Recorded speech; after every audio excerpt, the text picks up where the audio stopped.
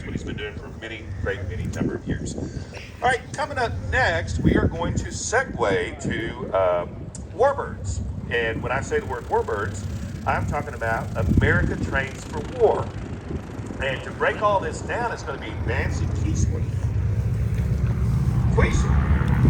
Nancy Queesley. Call sign is Key. I don't want to give it to you too soon, but Nancy, you ready to take it? She does. They're taking off now. All right, here comes Nancy. Hey, taking off now. The Gulf Coast wing of the Commemorative Air Force begins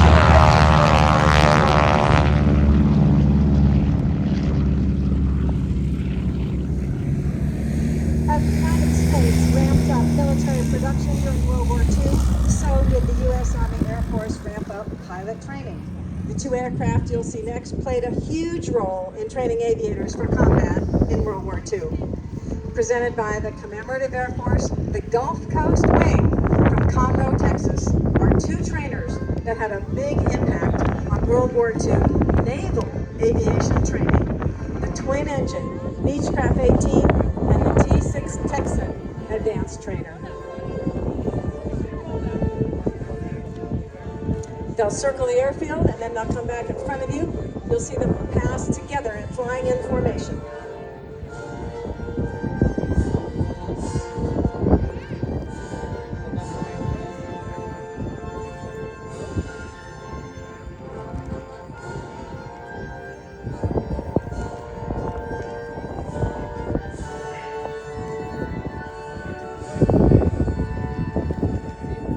Both aircraft approaching now. Once the newly trained World War II aviator received his coveted pilot's wings, two paths lay ahead for him. One path led to single-engine fighters and combat flying. The other led to multi-engine cargo aircraft and bomber sorties. Today, you're seeing both. In the lead, the Beechcraft Corporation's Beech 18, one of the rare aircraft that enjoyed as much success in the civilian market as it did in the military. Over 9,000 of these twin-engine aircraft were produced at Beechcraft Aircraft in Wichita, Kansas, from 1937 to 1970. In the lead, the Twin Beech, one of the world's most widely used and longest produced light aircraft. Known as the C-45 in the U.S. Army Air Force, the sturdy aircraft served in many roles in World War II.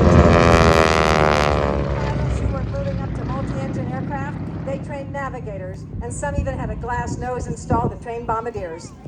In World War II, over 90% of U.S. Army Air Force's bombardiers and navigators trained in that twin-engine aircraft. The twin-engine C-45 served as transports, photo reconnaissance, and even light bombers. Over the course of its 33-year production run, Beechcraft Model 18 was produced in a whopping 32 variants in many countries. Today, about 250 examples of Beechcraft's venerable Model 18 remain airworthy. Trailing the Beech 18 in the next pass, the SNJ, the Navy.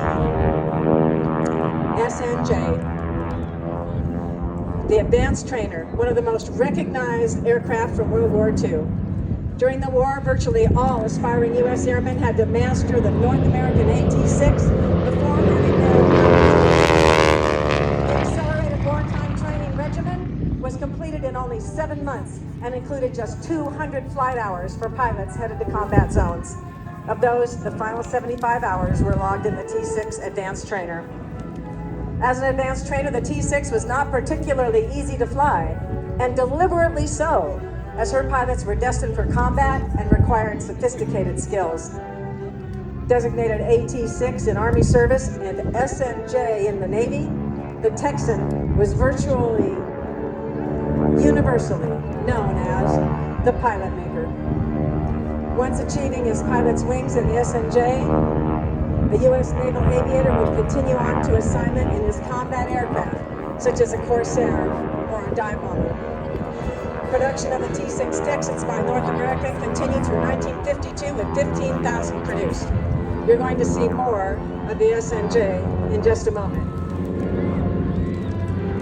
Cameras ready, ladies and gentlemen, for a bubble pass. Both airplanes together.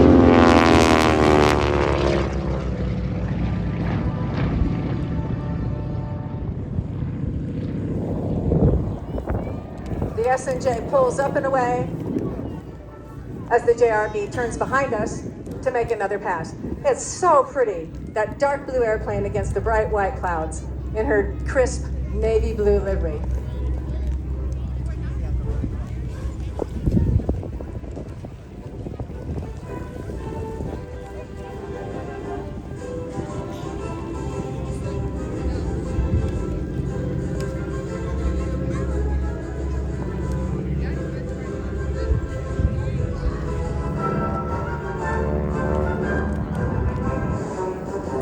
Passing now, low overhead, just behind the tower, the navy blue JRB, the twin engine trainer, the sturdy airplane that took airmen in training into Europe and beyond. Cameras ready, photo pass.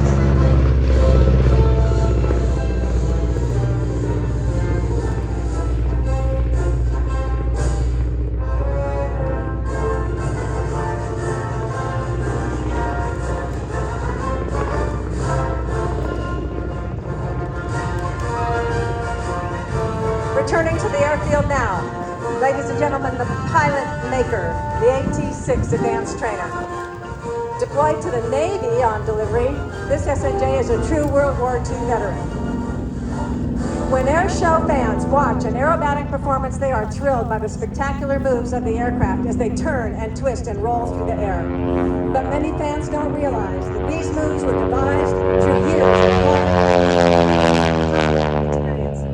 These dramatic moves are thrilling to the audiences, but for the pilots who developed them, they were life-saving measures they created literally on the fly. The pilot who pointed the nose of his fighter straight up to perform an inside loop was attempting to get behind the enemy who was chasing him. The naval aviator who combined a half loop and a roll made a speedy U-turn to gain a positional advantage over his enemy, now flying head-to-head against the enemy who had been behind him. The Immelman maneuver of climb, turn, and dive allowed the pilot to attack by gaining altitude advantage over the enemy attacker.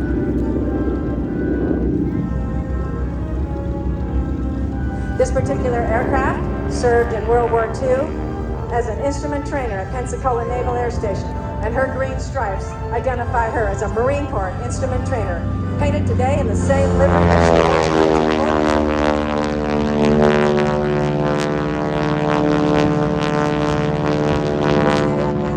displays today the story of those early years of combat aviation, when combat pilots came home from war zones to train the new aviators in the moves they had learned in air combat.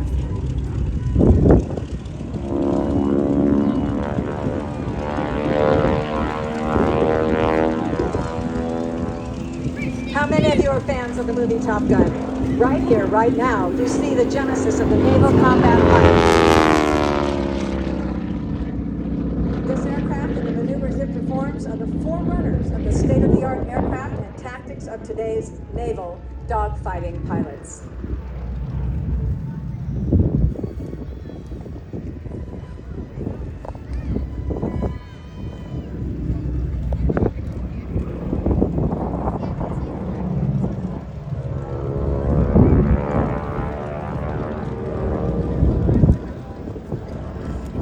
Today, approximately 500 former T6s are still flown by private owners, airshow teams, and preservation societies such as the Commemorative Air Force. Wherever there's an airshow, you can be sure to see a Texan.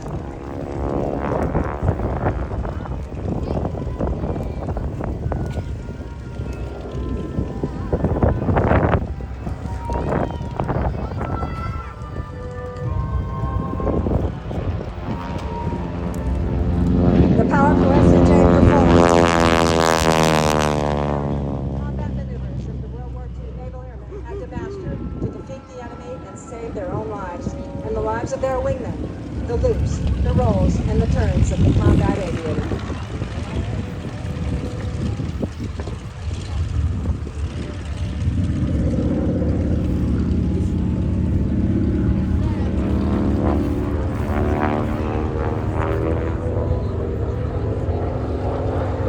Ladies and gentlemen, from the left, the SNJ